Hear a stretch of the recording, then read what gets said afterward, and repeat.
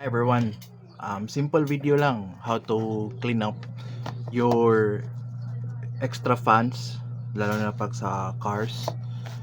So I just got mine cleaned out. So trying to search like you know tutorials on how to clean up kasi pag gumagamit ka na ng ng brush, something like this, yes, nakukuha yung dumi pero hindi lahat.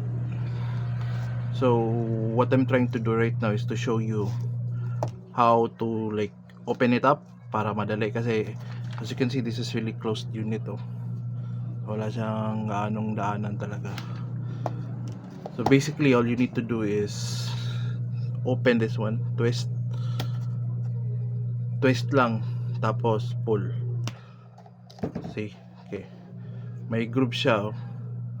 So sa hindi paano alam buksan, tapos ito hihilahin mo lang, naka-separate naman yung yung motor niya. So just try to pull ko lang yan.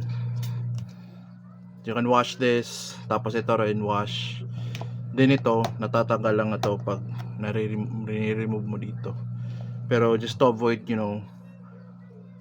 damaging the wires kasi minsan napupull, you can just wipe it easily. Mas easier na to linisin kaysa hindi mo disassembly talaga.